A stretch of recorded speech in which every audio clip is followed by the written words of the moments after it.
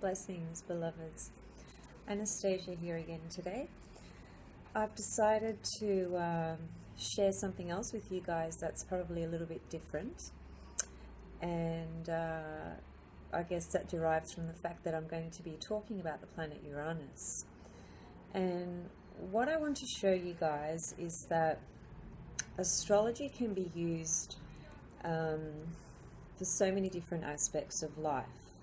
And that makes sense, really, because life has so many different elements and aspects in general, right? In terms of how we live and how we experience life and all the various facets and dimensions that exist, both internally and externally.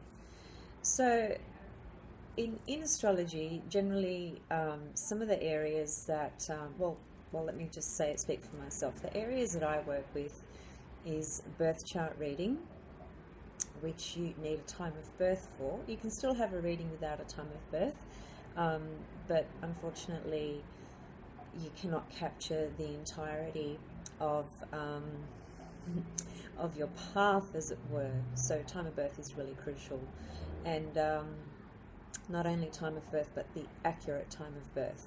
A lot of people don't have an accurate time of birth, and they offer that time of birth to an astrologer, and the astrologer just accepts that as being the correct time of birth.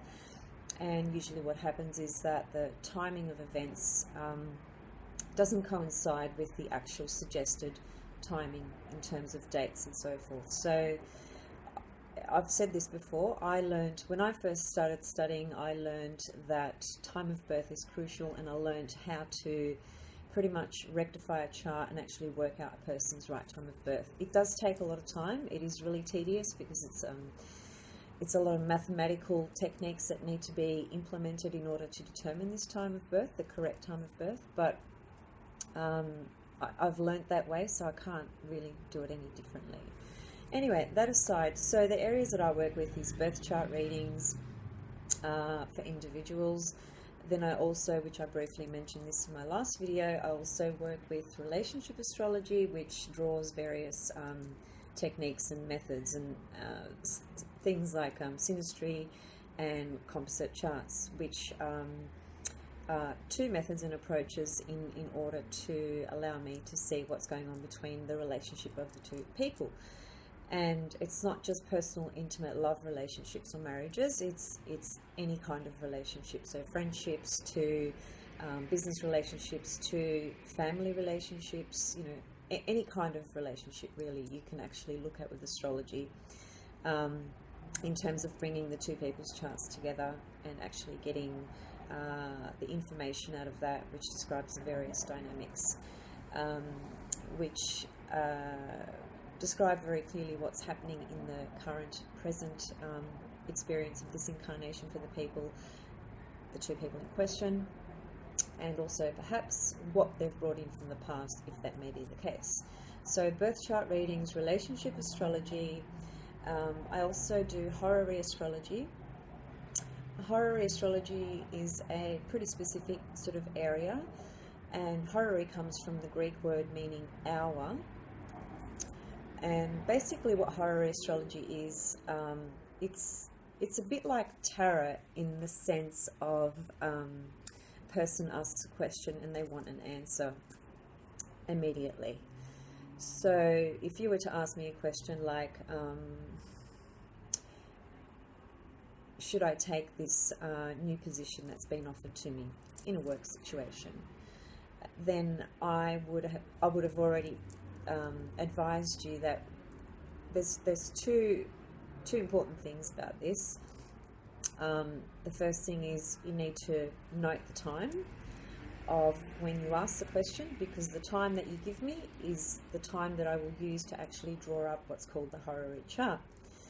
And you don't ask that question sort of like spontaneously, or actually no, that's not the right word. You would ask the question when it feels quite pressing or urgent within you, in that you are really wanting an answer to whatever the question may be. So that's horary astrology. There's also relocation astrology, which is based on relocating your chart. So if you were born in the States and you were thinking of moving to Europe, we could relocate your chart to Europe and see what your chart looks like in the area of Europe that you're planning to go and move to.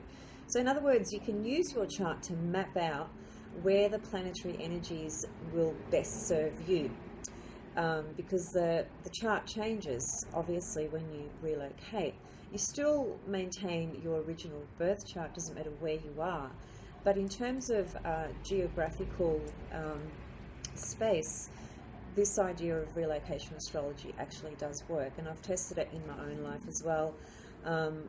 I lived in the Middle East for many, many years. Quite a while ago, I used to work there for a company, and in my relocation chart, the planet Uranus went into my 12th house in the chart, the new relocated chart where I was living in the Middle East, and that describes down to a T, without even looking at anything else, that describes down to a T what I was experiencing, because I actually was living in Saudi Arabia, and I love the Middle East, and I don't know if I love Saudi, but I loved my experience there in terms of the connections I made, the relationships I had, and my job. I used to really love what I used to do. But Uranus moving into the 12th house basically meant that a lot of my freedom was going to be taken away. And, you know, Saudi Arabia, if you are not aware, women are not allowed to drive. There is alcohol is illegal. You must cover up completely. You cannot be seen walking with a man, you know, and on and on. So that's just to give you a little taste of what Saudi is like. Now, Uranus represents that urge that we have to be free. So put Uranus in the 12th house. The 12th house is the house of seclusion and a lot of other things, obviously. So there it is, Uranus in the 12th. In Saudi Arabia, for me, a lot of my freedom was taken away. And it was. It's just how it was. Not that I had an issue with that. I'm just pointing out the astrological symbolism in terms of relocation, how powerful that can be as well. There's also mundane astrology, and that's what I'm actually going to do a little talk on today, apart from what I've already mentioned so far. So what I'm going to do is I'm going to show you, I live in Australia, in case you don't know, and you probably can tell because of my accent. I've got a fairly Australian accent, although I'm Greek. I have Greek parents, I have Greek heritage, I have Greek bloodline, I speak Greek, I read it, write it, etc. However, I do live in Australia. Now, Australia, just before I go there, so mundane astrology basically means we are looking at events in the world, including looking at countries, states, etc. So what I'm going to show you guys today is just a really small snip of the chart of Australia, and I'm showing you this for a very specific reason, because the chart for Australia is just, it's almost hilarious, you know, how literal it is in terms of the symbolism. And I'm not going to delineate Australia's chart, as in read the whole chart to you, because that would just take ages, and that's not the point of this. The point is there's a couple of things that I want to point to and just show you, so that you can understand that astrology works on all the different levels of life, as I said at the beginning of the video. So you can have a chart for a city, a state, country, etc., not just for a human being and an individual. So you can draw a chart for anything. You know, you can have charts for your pets as well. I've looked at my little Coco's chart. She's a Libran with moon in Pisces, and her moon is conjunct my Venus. So we've got this beautiful, soulful bond. And anyone who knows me and knows Coco knows how true that is. So yeah, you can really use astrology on many different levels. Now, going back to Australia's chart, the reason I'm going to show you something today is because many of you may not be aware, because we're so far away from from the northern hemisphere, and you know, in all the countries on the other side of the world, we're really at the we're quite isolated anyway. So what's been happening in Australia the last few months is that there is a law that's being trying to be passed, which is about marriage equality. Now, marriage equality is a very controversial issue for many people, and particularly for systems and organisations and governments and so forth.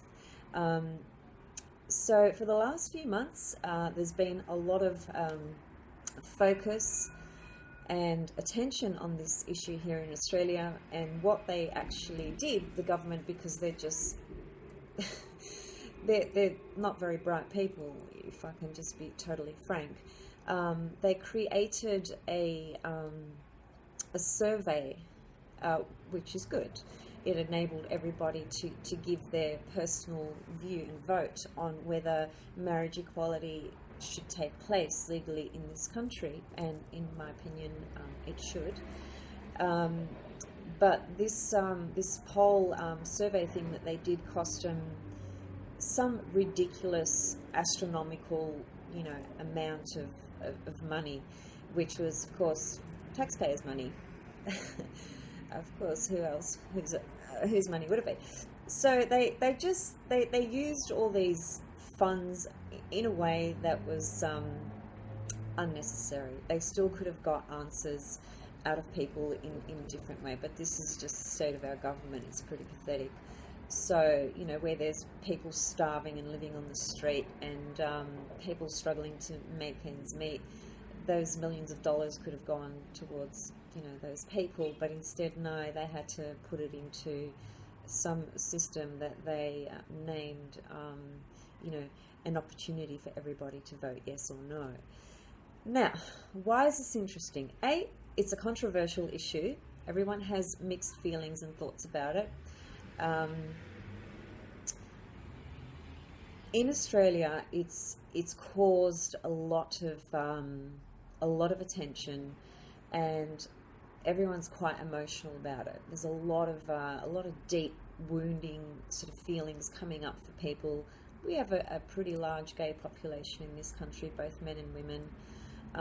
So I've heard some really touching and sad stories. For example, in this country, if you are not married to a person and this person is dying in hospital and they are, in agony, howling of pain, and the partner of this person happens to be the same gender, that person will not be allowed into that hospital room to be with that person who's dying in their last moments. Why? Because they're not legally married. This is how demented and restricted this country, Australia, is. Okay, so it's not just my opinion that it is what I just said. It's a fact. This is how this country operates, and I'll show you why in a minute astrologically as well, because it's all there.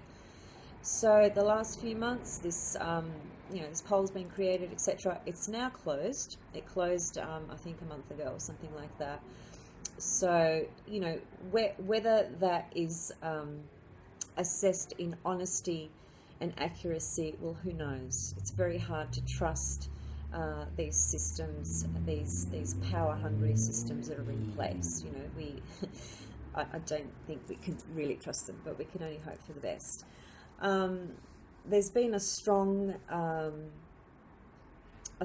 yes response from a lot of, even from just very straight conventional people, merely just because recognizing that a human being is a human being and love is love. So Erich Fromm, an old German psychotherapist and poet, he had a really beautiful quote that said, it doesn't matter what you love, how you love, or who you love, but that you love. And I think that's a very beautiful quote to really describe that love is love, period. It doesn't matter what you love or who you love, right? So, yeah, so we've had a lot of people voting yes. Now, I want to show you the astrological beautiful symbolism that describes what's been going on here in Australia. So the chart for Australia has, just a moment, has its rising sign or ascendant sign, as some of you may have heard it being termed in that way. It's the same thing. Rising, ascendant is the same thing. It's just a sign that's rising on the eastern horizon at the time of somebody's birth. Now, the birth of Australia's chart was sworn in, dated on the 1st of January 1901 at 1:35 p.m. So for that chart, Australia has 29 degrees of Aries on the ascendant. Now, in the heavens, at the moment, we have the planet Uranus in Aries. And when this whole campaign kicked off, transiting Uranus, which is in Aries in the sky at the moment, basically formed a conjunction to Australia's chart on the ascendant. Now, what does that mean? Well, first of all, the ascendant, which has its opposite point, the descendant, is the relationship axis. And what are we talking about here? We're talking about marriage equality and relationships, right? Now, Uranus, as I mentioned earlier with my personal example about being in Saudi, Uranus is all about freedom. Okay, so freedom of speech, freedom of expression, freedom of being, freedom to breathe, just freedom, right? In a nutshell. And when transiting Uranus hit Australia's ascendant, this whole campaign kicked off, and Uranus is actually the planet that would be associated with gay relationships. Because why? Because they are not the norm, okay? The norm is man, woman, get married, live happily ever after. What an illusion that is. So, yeah, so Uranus rules unusual, unconventional approaches to life, okay? And here we are in this country dealing with a very controversial issue that's been campaigned over for months and months and months now. It's still going, the result hasn't come through. And so here is Australia's chart. Now, I haven't put everything in this chart because it's a whiteboard and the marker's quite thick and everything wouldn't fit and it would just look too confusing for you anyway. And I didn't want to unpack the whole chart, so there was no point. So, okay, and there are a few scribbles, a few notes, so bear with me, okay? All right, so if you can just see this circle here, which is depicting Australia, that's the ascendant, okay? There's the MC, IC, and descendant. So what we have is 29 degrees of Aries rising, and the last few months we've had the planet Uranus conjunct Australia's ascendant, which has brought about this whole issue that I've just described to you. Now, you cannot get more literal translation or interpretation than that. That is a very beautiful, powerful example of how astrology works, even in the chart of a country. You know, it's fantastic. Now, what I want to bring your attention to also is, if you see here, this is the ninth house in the astrological wheel. So there's 12 houses, and the first house is the ascendant. And sorry, it's a bit hard to look upside down, but anyway, that's the first house, second house, third, fourth, fifth, sixth, seventh, eighth, ninth house. Okay, so Australia has the sun in Capricorn, surprise, surprise, and it has the planet Saturn in Capricorn right next to it. Now, if you lived in Australia, you'd understand what that means. So I'm going to try and explain it to you now. So just remember, Australia has Sun, Saturn conjunction in Capricorn in the 9th house. And just a bit further on, you probably don't know what that is, or maybe you do, but that is the symbol for the planet Chiron. Okay, so Australia has Chiron in the 9th house. and it is in the sign of Sagittarius, and it's at 28 degrees of Sagittarius. So just make a note of that and remember that, because that's an important issue that I will describe in a moment. So now the first hit that Uranus made to Australia's ascendant at 29 of Aries was in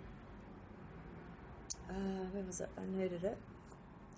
It was around May, June this year, which is essentially when this campaign started to kick off.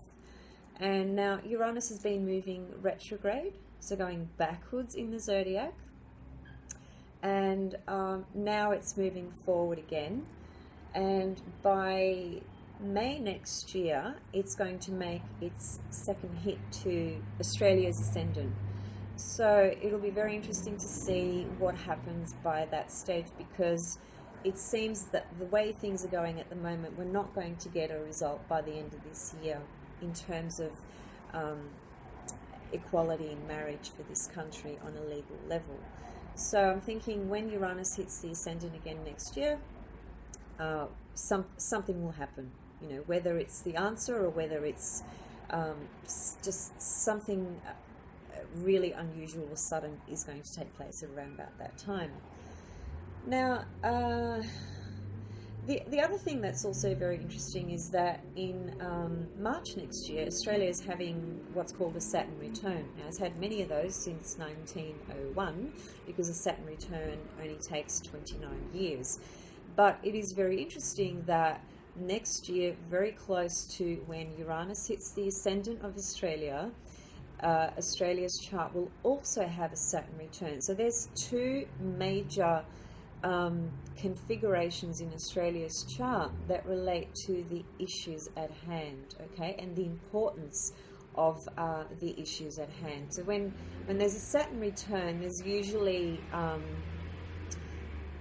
some major shift takes place, okay, whether it's in the individual or whether it's in a nation's birth chart. And the other thing that I wanted to also mention is that, and I'll just bring the board back up again. So, just let me get my bearings.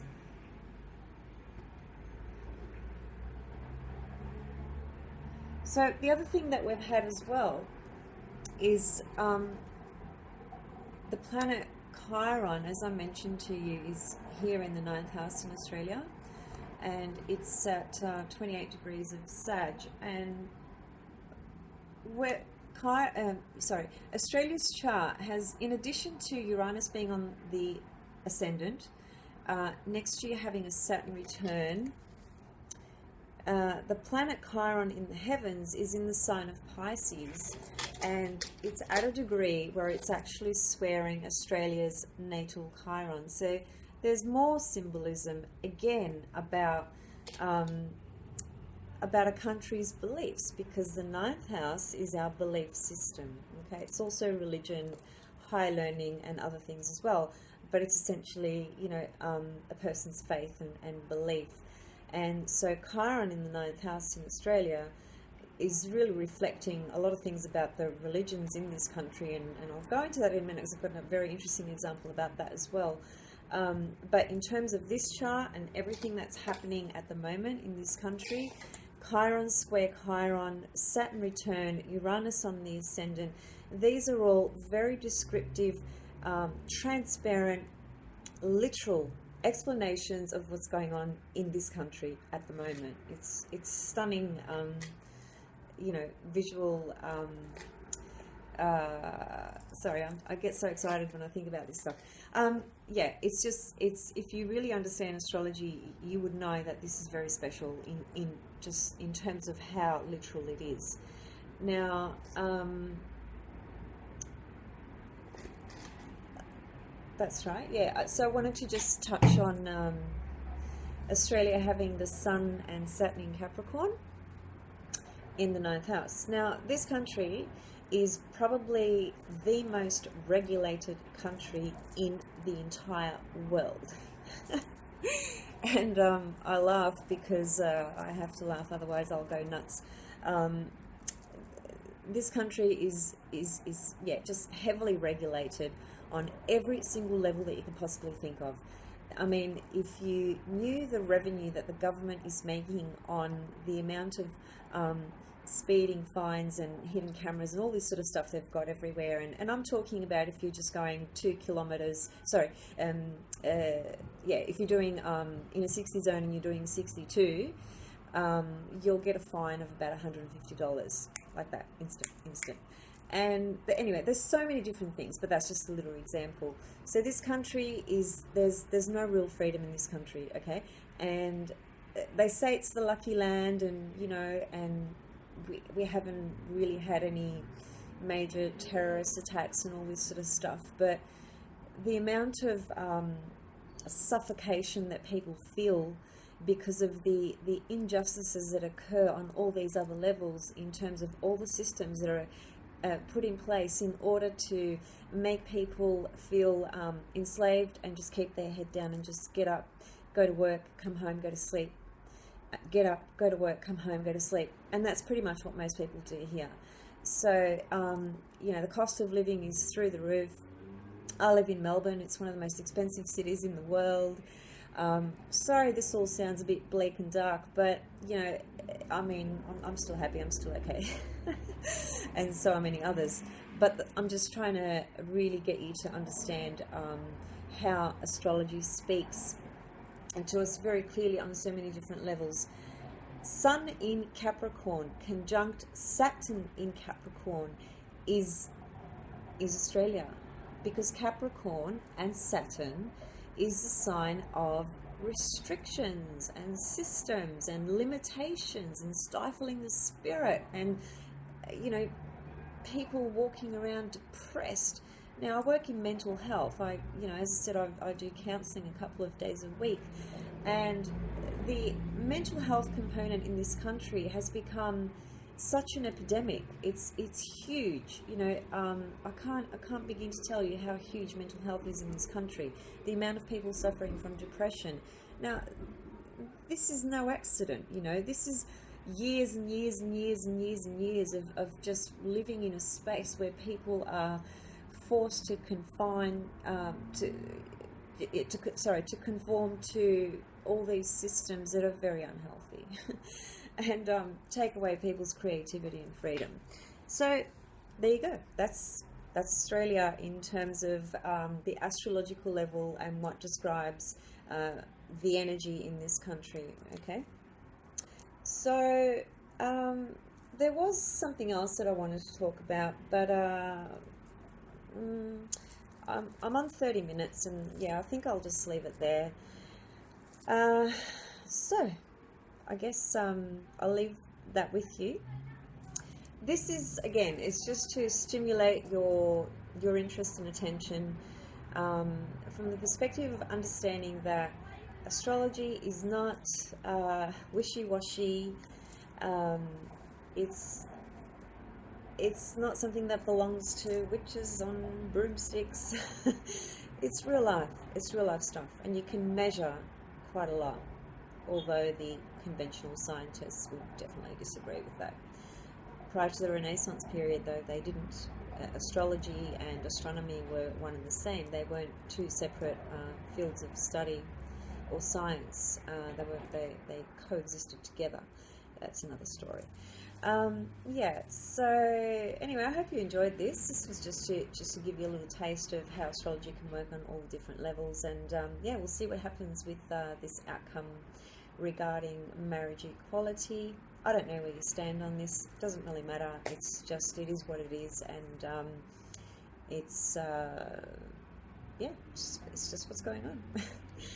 So, all right, I'll leave it there, and if you have any questions about anything that I have touched on today, feel free to comment, question, etc. If you enjoyed this and you feel compelled to like, share, that would be very much appreciated.